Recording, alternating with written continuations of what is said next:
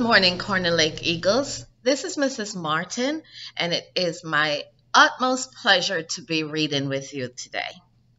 Today, I am going to read from La Vida Real. I wonder if you know what that means. It's really speaking about the real lives.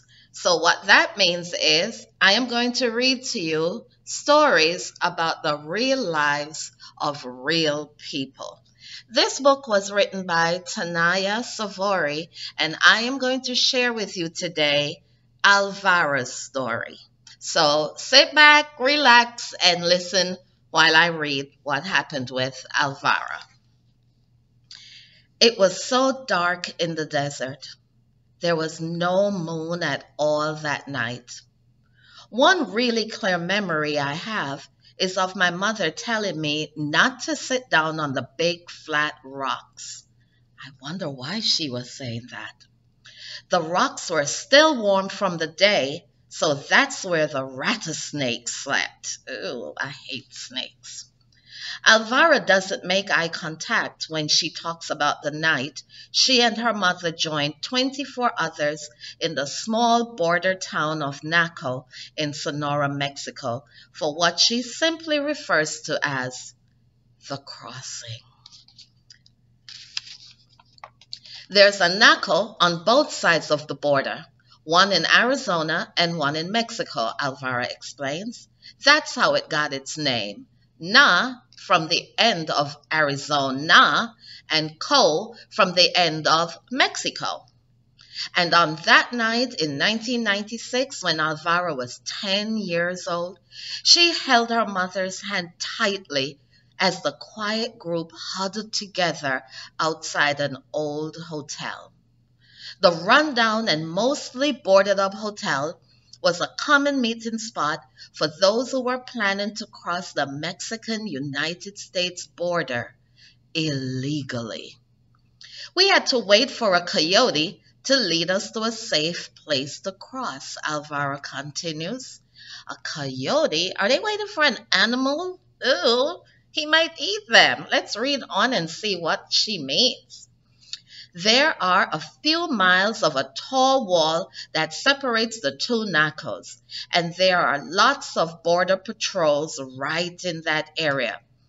But a little further out, here, Alvara's voice trails off as she thinks back to that night.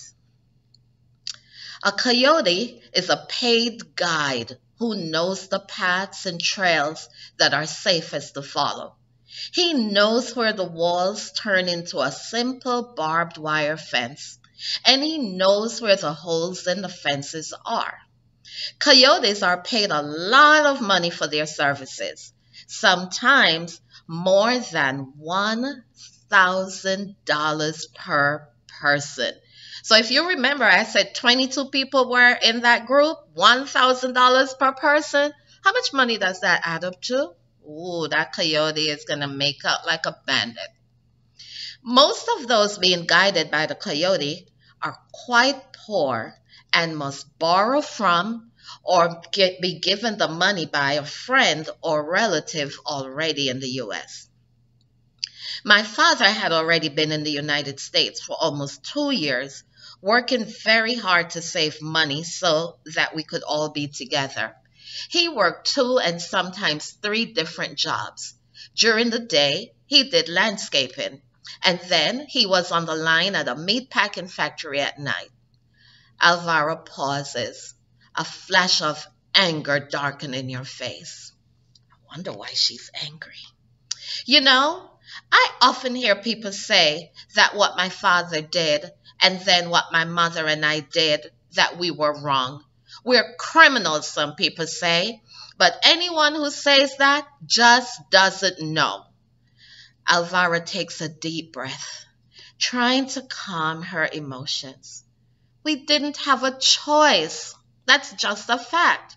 It was either stay and starve or take our chances coming north. You can see we didn't have a choice. Alvaro was born in a rural village in the state of Oaxaca in southern coastal Mexico. Home was a roughly constructed adobe building with a thin roof that leaked when it rained. Miss Beeston, would you please come to the front of the school, please? The floors were dirt, and there was no electricity and no plumbing. Mrs. Martin is from Jamaica. I don't know if you know that island in the Caribbean. And Alvara's home sounded like what a lot of people in my country lived in. The kitchen for many people in the community was a stone oven and fire in the middle of the village. Every day, women of the village would meet to put together enough food for everyone to have at least one meal a day. Mr. Reed, can you please dial 504-2227? Mr. Reed, 504-2227. That meal usually consisted of tortillas and a bowl of beans. Alvara's family was fortunate enough to have their own stone oven and fireplace in their home. Alvaro was also luckier than most of the children in the village. Most of the children began working before they were even 10 years old. How many of you are 10? How many of you are working? But Alvara's parents made sure that their daughter attended school. No education means you stay poor. That's what my parents always said. Neither of my parents even finished third grade, so they knew what they were talking about, Alvara says. They could read and write, but just barely. The school Alvara attended was constructed of 4 poles holding up a palm leaf roof. Students of all ages sat together in a circle, stumps and rocks serving as chairs. But as rough as the surroundings were, Alvaro was glad to be there. I am so glad we have AC, chairs to sit in, computers to work on.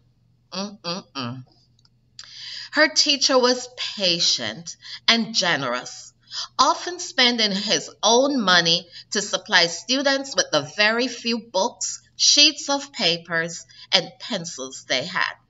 Alvara learned to read and write, and she even learned some basic English. Little did she know at the time how valuable that skill would become one day.